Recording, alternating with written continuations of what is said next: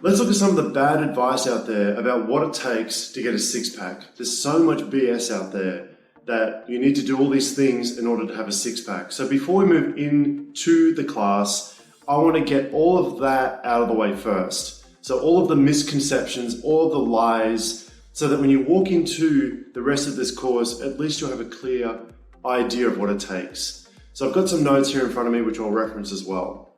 So it's common for a lot of programs out there that claim that you can have a six-pack to say that you need to do special exercises. All too common. That if you do this thigh slimming exercise, then you'll get the six-pack of your dreams. If you take this special supplement, I actually read this, if you take this special, I'm not going to mention the company, if you take this special supplement, you will melt away belly fat and it will reveal your prized possession of a six-pack. I was like, what the f***? Are you for real? People are buying this. If you take a special type of supplement, if you do a certain type of exercise, I've got notes of this, so don't mind me looking down. If you do a special kind of exercise, if you eat this special kind of concoction of food, so if you have this in combination with this, then it's going to help speed up the process of burning fat over the abdominal muscles, and that way it's going to bring out your six-pack. I'm like, all right. And then you've got people, and I used to do this when I was in the gym and I was years and years ago making all the mistakes you can imagine, was jump on that stupid ab crunch machine. You know the one I'm talking about? It's where you do crunch after crunch after crunch after crunch after crunch, and I did hundreds of those. In fact, if we rewind the story, before I even stepped into a gym when I was like 19 or 20 years old, that's how long I've been going to gyms for. I had my first gym membership when I was like 19. I used to train when I lived with my parents, I used to train in my bedroom. So I used to do hundreds of push-ups, hundreds of sit-ups. Because as a teenage guy, all you want is freaking abs to prick up girls when you go to the beach. And I used to live near the beach in Queensland in Australia. So that was a big deal for me. And so, you know, I did all these crunches and crunches and crunches and crunches and crunches and push-ups and everything like that. And then when I eventually got a gym membership, I went straight on the ab crunch machine because the little plaque says that it works the ab muscles, and that makes sense, doesn't it? If I jump on the ab crunch machine and do hundreds of these crunches, I'm going to have abs. Here's the truth. There's more to it than that. We'll get to that in a minute, but I'm here to tell you right now that the ab crunch machine will guarantee nothing in the way of abs. And that might seem obvious, but there are still a lot of people out there right now when I go to the gym, they on this machine all the time. It's ridiculous. You need to stop buying Danos Direct machines. You need to stop buying into the crap of, you need to have this ab crunch machine in your life. I haven't used an ab crunch machine for about 6 years. I have not used that stupid machine in about 6 years, and I have the strongest abs you can imagine. I have to show you this to prove it to you. Like, these are my abs right now. I have not used an ab crunch machine in years. You don't need it. We're going to get to the exercises that are most likely going to benefit you later in this series. But I need to clarify this stuff first. So there are no special exercises. The ab crunch is not going to help you get the results that you want. Doing special exercises is not going to help you. Eating special types of food is not the answer. Having a special type of supplement is not the answer. There are no secrets. If someone says, I'm going to show you this PDF document for all the secrets to getting a six-pack, run, because they're a charlatan. They're trying to trap you. They want your money. Don't buy into it. There are no secrets. There are no shortcuts. It's just the truth. It's just the truth. Tried and true, backed in science, and take it from somebody who has it, who's achieved it. The science, and I'll reference this, I'll link this below so you'll see the scientific research at the bottom of your screen. And that is, some people claim that when you're doing endless crunches, that you are burning the fat that's covering the muscles over your stomach, so your abdominal muscles. So you have your abdominal muscles, your abs, your six-pack, and then you have the fat that's covering them. And so there are claims out there by companies that if you do enough like crunches that you'll melt away. These are the terms that you'll melt away the fat that's covering those abs. And that's just not true. Based on the science, that scientific article at the bottom of your screen conclusively says that although when you are doing ab crunch and that kind of thing, you are increasing the blood flow to the muscles in your abdominal region, the amount of calories that you're burning in the fat that's covering those muscles in your abdominal region is negligible. So you can't make a claim based in science that doing crunches will burn away the fat that is so obvious that it's the answer.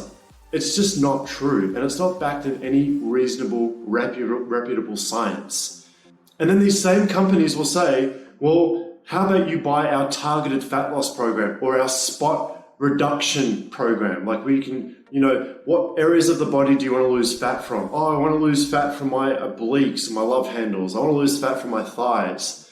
That's BS. Show me some hard science that conclusively says that targeted fat loss is effective, because there is no conclusive scientific evidence that supports targeted fat loss. In that, fat loss is a whole body process. So when you're putting yourself in this situation where you're in a calorie deficit, so you're losing fat, it's a whole body process. Your body decides where that fat comes off first. You don't make that decision unless you're getting liposuction, unless you're having invasive surgery to have fat physically removed from some part of your body. The programs out there which tout spot reduction of fat and targeted fat loss is complete BS and just another way of trying to sell you a program or a system that's going to make you frustrated and not going to get you the results you want. And then some people say, well, all you need to do to build a six-pack is do squats, do lunges, do overhead press, do deadlifting and that kind of thing. And the truth is that they are important in helping to build your core muscles. There is a scientific article that I found which does claim that, statistically significant, that if you do those compound exercises, you will absolutely work and build your core muscles. However, doing those exercises alone will not give you the deep cuts that you want in a six-pack. That it just won't. Like for me, right, I have the six-pack that I have now, not because I was only doing deadlifting, only doing squats, only doing lunges. I was doing all of that. In addition, I was also doing targeted ab work training. So I was doing both combined. I was doing deadlifting and all that kind of stuff. And I was also doing ab wheel rollout, captain's chair leg raises. I was doing air bicycles, planks, and all these other pieces to directly target the abs. So you can have abs without training them directly, but you're not going to be impressed with them when you start reducing your body fat levels. And then some people say, well, all you need to do is ab exercises. Like once you reduce your body fat percentage, write down so that you can start seeing your abs. Some people say, well, all you need to do is ab exercises and nothing else, which is also not true. Because when you look at abs, and I'll show you this real quick, I'm going to give you more demonstrations later on. But when you look at someone's abs, this looks impressive, not because I have a six-pack, it's because I have the muscles that are around it that are framing that six-pack. I have all of this development as well. I have the external oblique, I have the serratus muscles here. These are all the framing muscles that complete the six-pack look. And to build those muscles, you need to do deadlifting, squats, overhead. You need to do all those exercises. It's not just about doing targeted ab exercises. So that's the beginning of this class. The misconceptions of abs are made in the kitchen is complete BS because, and I'll show you a photo right now of exactly why that myth is not true, and it's a myth. Because when you only focus on nutrition, when you only focus on abs are made in the kitchen, like only bring down your body fat percentage and don't go to the gym and train your abs directly, don't do deadlifting, don't do squats, don't do lunges and that kind of stuff, you will be smaller but you will not have the definition in your abs. It will just be soft. And I'll show you this photo on your screen. The moment I took this photo, I looked at it and I was unhappy. I'm like, I can't believe this. I've worked really hard to bring my body fat percentage down and I have nothing. I have no abs to show for because I was not training. I wasn't doing direct ab training. I wasn't doing squats, deadlifts, and anything like that. So I had nothing to show for. Abs are not made in the kitchen. They're made, now take note of this, I'm going to finish this video with this last piece. Abs are made by a combination of low body fat percentages. So when you have a body fat percentage which is quite high, men and women, when you bring that body fat percentage down, that's when you're in a position where you will see abs and see the framing muscles around the abdominal muscles. In addition, abs are also made when they're trained directly. And when you do exercises such as the lunge, the deadlifting, the squats, and that kind of thing. So abs are made in the kitchen and they're made in the gym as well. So I hope this has been informative. If you have any questions, reach out to me. Thank you very much for watching and I look forward to seeing you in another video very shortly.